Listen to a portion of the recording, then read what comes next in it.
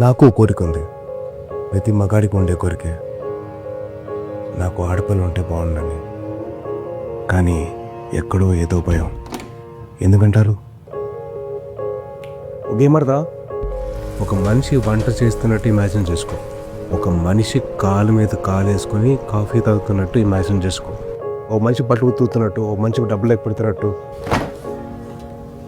దేనికి ఎవరిని ఊహించున్నారో నీకు తెలుసు, నాకు తెలుసు.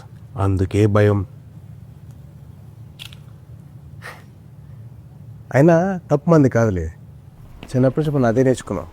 ఏడుస్తే అమ్మాయిలు ఎగురుస్తామని, ఆటలు ఓడిపోతే అమ్మాయిలు ఆడుతున్నామని, చివరికి ఉద్యోగం చేయకపోతే ఆడంగిలాగా ఇంట్లో కూర్చుంటామని. ప్రతిసారి అమ్మాయి అనే పదం తక్కువలాగా వాడడం అలవాటైపోయింది. అందుకే భయం. అమ్మాయిగా పుట్టడం వల్ల తను ఎంత సర్దుకుపోవాలో, ఎంత జాగ్రత్తగా ఉండాలో, ఎంత స్వేచ్ఛను కోల్పోవాలో, ఎంత ప్రూవ్ చేయాలో అనే భయం ఉంది. నేనేదో పెద్ద పెద్ద క్లైమ్స్ గురించి మాట్లాడలేదు, రోజు జరిగే చిన్న చిన్న విషయాల గురించి మాట్లాడుతున్నాను. ఆఫీస్లో, ఇంట్లో, పబ్లిక్ స్పేస్లో, ఆన్లైన్లో. అవును, మనం ఎప్పుడు మన అమ్మ, చెల్లి, అక్క గురించి, మన గర్ల్ ఫ్రెండ్ ఆర్ వైఫ్ గురించి, మనతో పనిచేసే మన కొలీగ్ గురించి అసలు ఇంత ఆలోచించలేదే. వాళ్ళు కూడా ఎవరికో కూతురులే కదా బాస్. మనకి కూతురు కావాలనేసరికి ఇంత భయం, ఇన్ని ఆలోచనలు పొడుచుకొచ్చాయా? అసలు నేను ఎందుకు ఇంత భయపడుతున్నా? ఈ భయం తగ్గాలంటే ఏం చేయాలి? నాకు తెలిసి సొల్యూషన్ చాలా సింపుల్ అబ్బా. మనం పెద్ద పెద్ద యుద్ధాలు చేయక్కర్లేదు, తొట్టలో కొట్టక్కర్లేదు.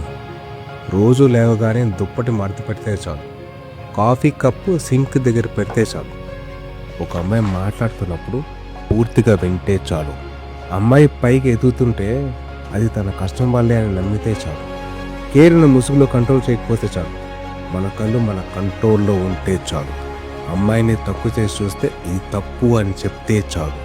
నాట్ ఆల్ మెన్ అని రాయడం కాదు, నాట్ ఆల్ మెన్ అని ప్రూవ్ చేయాలి. రాక్షసులు కొంతమంది ఉంటారు, మాట్లాడకుండా మనకెందుకు లేని దుంపునేవారు చాలా ఎక్కువ మంది ఉంటారు.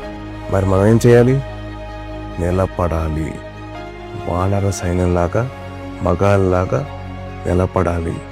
అదే మగతనం. నిలబడదాం.